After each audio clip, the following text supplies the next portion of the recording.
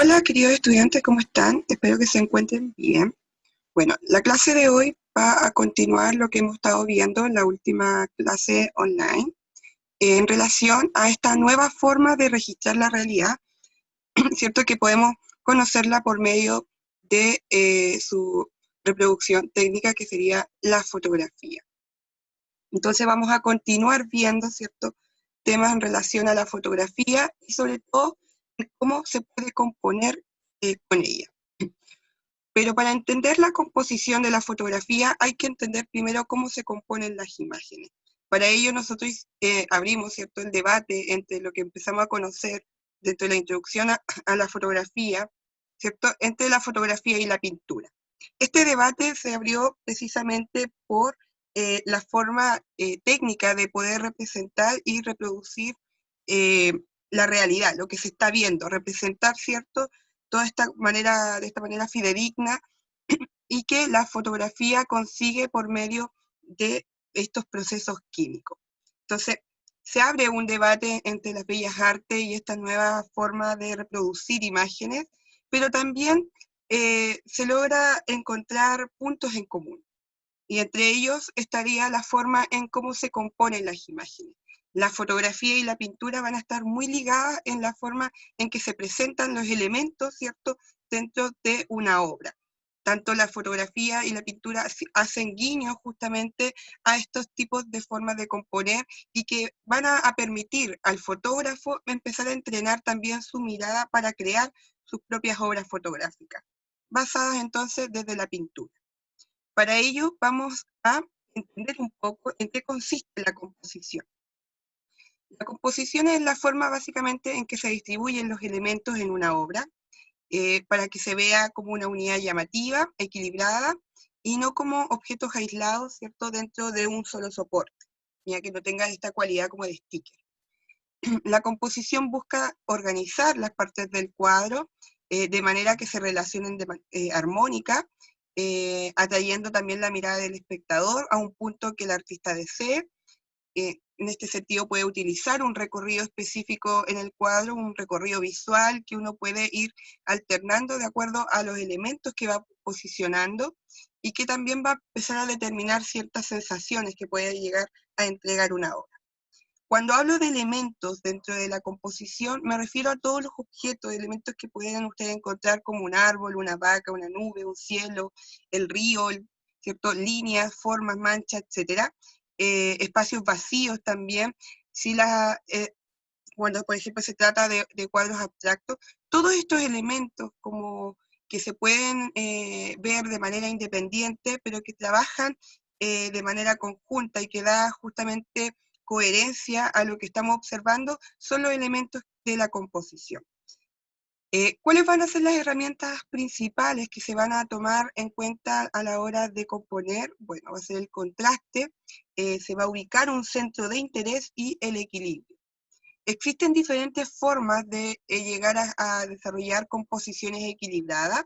Dentro de ellas está la proporción áurea, que es una proporción matemática basada en la naturaleza, donde se busca situar ciertos elementos a partir de esta forma, ¿cierto?, que es como una espiral circunscrito dentro de un rectángulo. ¿Ya? Todo esto tiene un cálculo que permite que todo esté dentro de una proporción. Y esta proporción es muy utilizada sobre todo en la pintura, permite el equilibrio de todos los elementos, incluso cuando hay muchos elementos, como podemos observar acá en la imagen.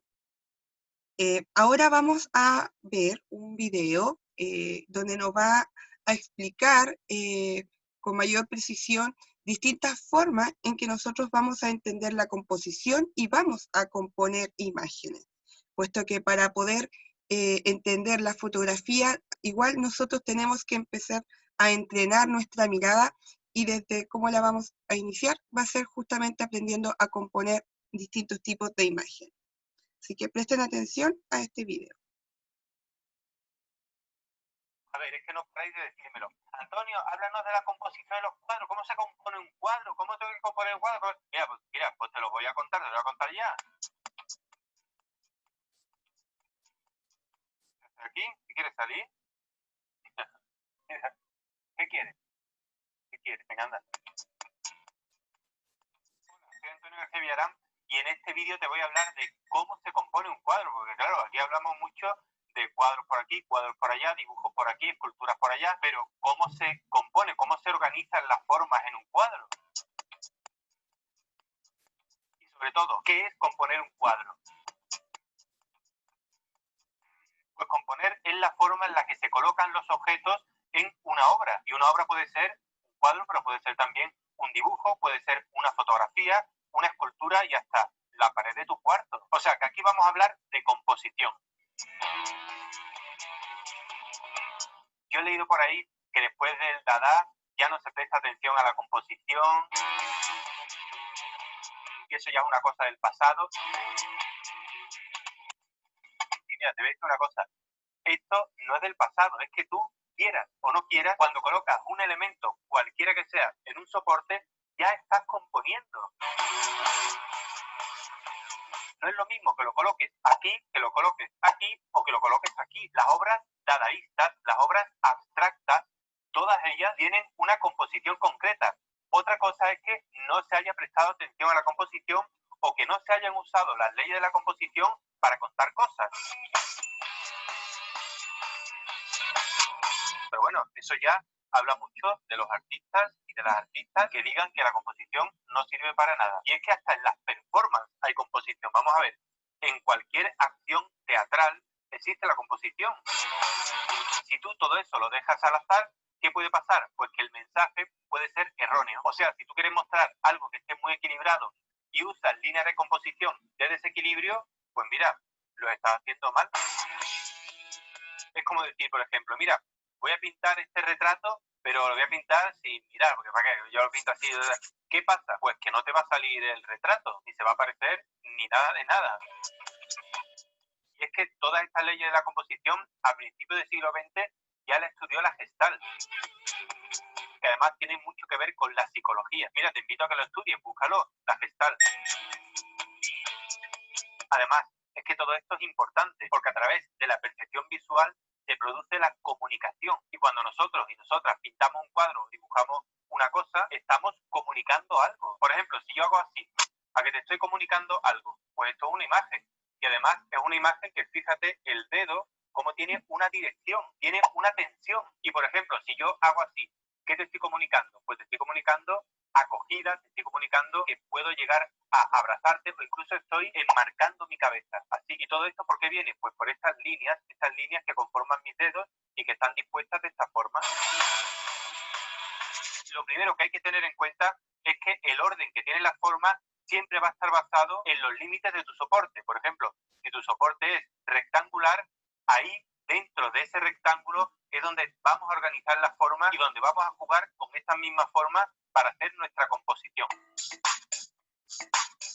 Una de las reglas básicas para que el cuadro sea armónico es el equilibrio. Y tú me dirás, ¿es que es necesario que un cuadro esté equilibrado? Bueno, a ver, ciertas reglas están para saltárselas, pero sí es necesario aprender cuáles son estas reglas para saber cuándo me las puedo saltar, cuándo las puedo reinterpretar, y la regla del equilibrio es fundamental. ¿Y por qué es fundamental? Porque el equilibrio produce bienestar, produce paz, y a ti, igual que a mí, nos gusta ver cosas que estén equilibradas. Pero para que me entiendan mejor, te lo voy a dibujar. Por ejemplo, mira, si tienes este rectángulo y aquí pongo estas bolitas y ya no pongo ningún elemento más en mi soporte, vamos a ver que esta composición se cae claramente hacia la derecha. O sea, todo el peso está en la parte inferior derecha. ¿Esto qué genera? Genera desequilibrio. Pero ¿qué pasa si yo coloco otra bolita en este punto? Pues que la composición se equilibra. Y tú me dirás, oye, es que yo quiero representar precisamente el desequilibrio, porque quiero pintar un cuadro en el que una figura esté así atormentada, desequilibrada, tal, y entonces quiero poner a todos los elementos en una parte. Pues claro que sí, sí, ya lo he dicho, para eso están estas reglas, para usarlas, y para usarlas de una manera o de otra. Para conseguir equilibrio tenemos que contar con las formas, pero al igual que las formas también son muy importantes los espacios vacíos. Cuando tú dejas un espacio vacío, también estás pintando o también estás dibujando. Otro de los conceptos que tenemos que tener en cuenta es el peso. y es que dependiendo de dónde coloquemos los elementos en nuestro soporte, estos mismos elementos van a pesar o van a flotar. Por ejemplo, fíjate, si yo coloco estas bolas de nuevo aquí justo debajo, estos círculos pesan, pero si los coloco en el centro, ¿qué pasa? Pues que ya gravitan, parece que pesan menos, y si lo coloco encima del todo, ya bueno, está prácticamente volando. El peso es muy importante en la composición y además es muy fácil que lo controlemos en nuestro soporte porque la ley es así de sencilla. Si colocamos elementos en la parte inferior, estos elementos van a pesar, y si lo colocamos en la parte superior, van a pesar menos. También es muy importante el concepto de fuera y dentro. Por ejemplo, volvemos a las bolitas para que me entiendas bien. Si yo coloco esta bolita en el centro, está dentro de nuestro espacio de visión, porque nuestro espacio de visión ya digo que es el soporte donde estamos pintando o dibujando. Pero si esta otra bolita la coloco en este otro punto, o sea, la mitad de la bola sale, supuestamente sale, pero realmente no está dibujada ni pintada. Bueno, si esta bolita yo la represento así, nuestra cabeza se va a imaginar el resto de la bolita y vamos a pensar que parte de ese elemento está fuera de nuestra obra. Si esto lo pasamos al plano figurativo, yo puedo hacer, por ejemplo, un retrato y colocar la mano del retratado dentro y la otra mano fuera, pero no vamos a pensar que esta persona es manca, o sea, esta persona tiene pues sus dos manos. ¿Qué quiere decir esto? Que el estar fuera no significa que no exista, significa que no lo vemos. Es como, por ejemplo, si yo hago así. Tú ahora mismo no estás viendo esta mano no la estás viendo, pero te la imaginas y existe, claro. Imagina algo así y no existe la mano. Otro concepto fundamental es la tensión. Y es que esto también es muy fácil de controlar. Si colocamos, por ejemplo, una línea recta en la mitad del soporte, esta línea estará quieta, pero está en tensión. No tiene ninguna dirección, o sea, no se mueve hacia ningún sitio. Pero si esta misma línea la agrandamos, ¿qué ocurre? Pues que parece que es infinita y entonces, en cierto modo, tiene menos tensión. ¿Y qué pasa si coloco todas estas líneas que vienen de arriba a abajo o de abajo a arriba? O sea, ¿qué pasa si repito líneas en un soporte más o menos en estas posiciones? Pues que le estamos indicando al espectador hacia dónde tiene que mirar y además estamos generando movimiento.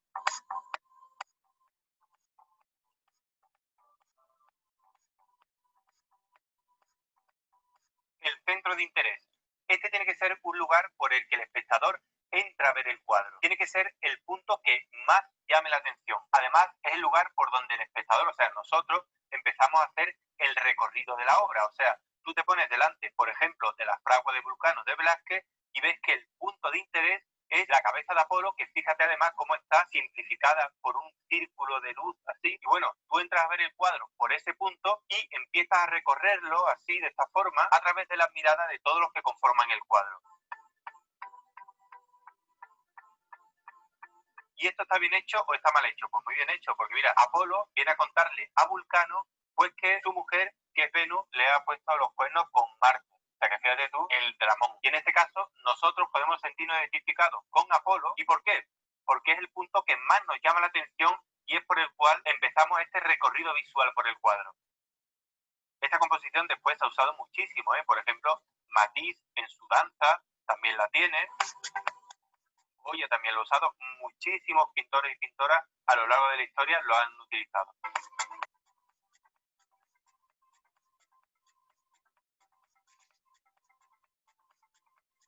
Pero es que además en esta obra tenemos otra ley, la ley de la mirada, que es súper importante.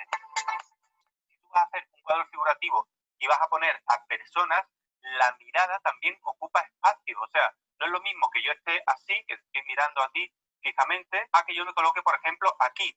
Si yo me coloco aquí y miro hacia allí, mi mirada también está ocupando un espacio. Es muy diferente a que yo me coloque aquí. O sea, fíjate que el espacio se ahoga, ¿no? Se ahoga. En este cuadro de Francisco Pradilla, la reina doña Juana la Loca, recluida en Tordesillas con su hija la infanta doña Catalina, aquí vemos claramente cómo las miradas de los personajes están ocupando espacios inmensos. También se puede ver en este cuadro de la pintora Beth Morisot, que se titula Paul Gauguin pintando, y es de 1887, y se observa perfectamente que la mirada de la pintora efectivamente está ocupando un espacio muy importante del cuadro.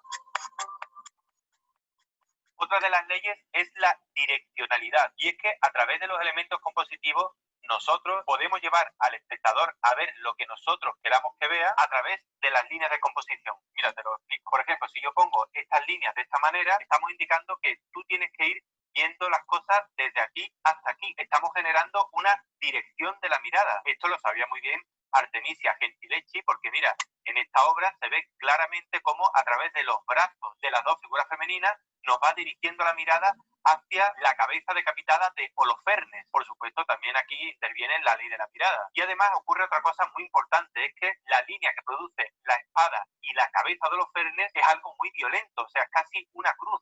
Y a través de la mirada de Holofernes salimos violentamente del cuadro. Y hay otra cosa más, es que los brazos de Holofernes están así, están en forma de círculo. ¿Y qué es lo que hace esto? Pues que estemos continuamente mirando ese horror que es la decapitación de Holofernes.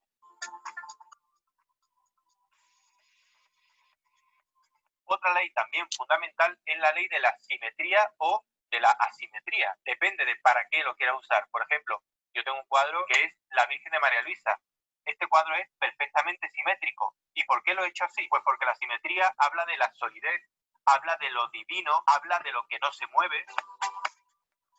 Y esto se ha usado a lo largo de la historia muchísimo. Por ejemplo, en este Pantocrator de San Clemente de Taúl del siglo XII. Acrecienta su naturaleza divina gracias a la composición, pero también lo vemos en la danza de los pavos de Romero Resendi. Lo que pasa es que Romero Resendi usa aquí dos leyes compositivas. Por una parte, tiene una pirámide invertida o una V, lo cual da cierta solidez a la composición, pero a través de los brazos de estos gitanos que se mueven, que bailan, de estas cabezas que están en la esquina inferior izquierda, y por supuesto los pavos que aparecen por ahí, hace que esta composición tenga esa doble cualidad. Por una parte tiene una composición bastante sólida, pero por otra parte tiene muchísimo movimiento.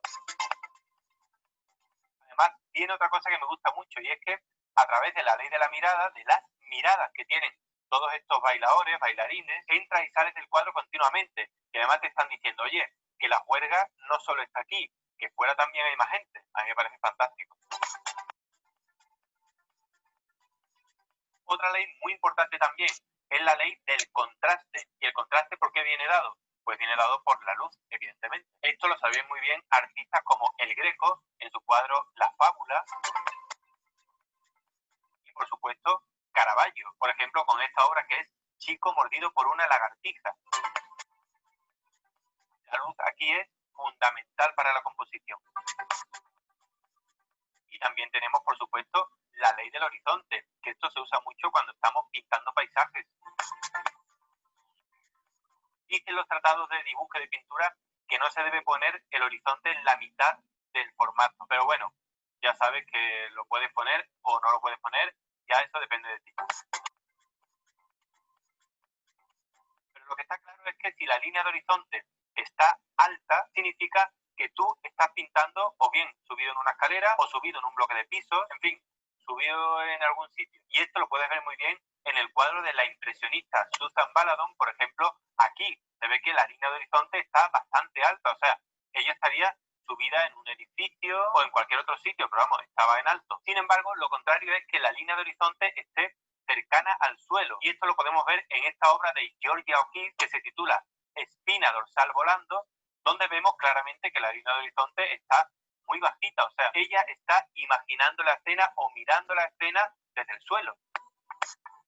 Esto es algo de lo que puedo hablarte sobre la composición en las obras, pero bueno, tú ya sabes que yo tengo muchos cursos online en Udemy, que si te interesa alguno, te invito a que lo hagas este verano, este otoño, este invierno, cuando quieras, donde puedes aprender conmigo a dibujar, a pintar, a descubrir nuevas técnicas, en fin. Te dejo el enlace aquí abajo en la cajita, míralo, si te ha gustado muchísimo y veo que este vídeo realmente sirve y aporta algo, pues yo me comprometo a hacer una segunda parte sobre la composición. Revienta el botón de like para que yo me entere y nos vemos muy pronto. Mira, por ejemplo, aquí estoy yo como Mona Lisa en una composición triangular y con los bracitos así, que no produce mucha tensión porque está así rectos, ¿no? Así una composición tranquila.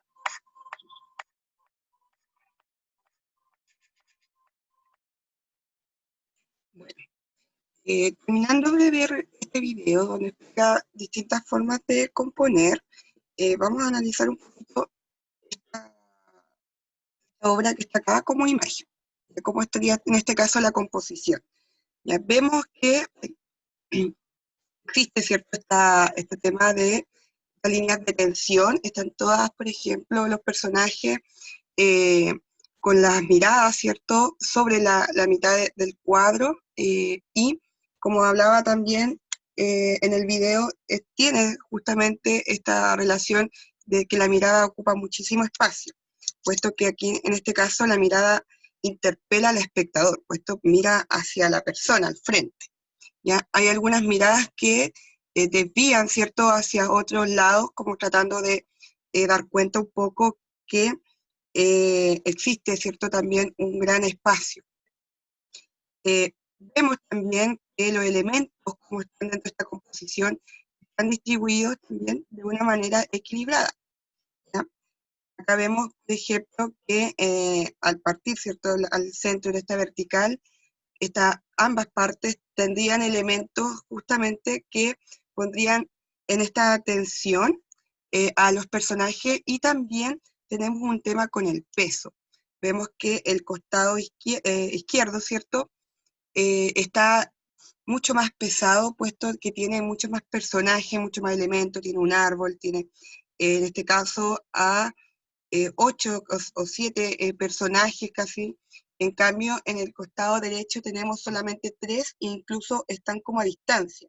Entonces, el peso se equilibra de cierta manera eh, con esta composición que va gradualmente distribuyendo también el peso. Entonces, nosotros podemos darnos cuenta que realmente, como explicaba, ¿cierto?, acá en el video, eh, existen diferentes maneras de ir componiendo en relación a la imagen.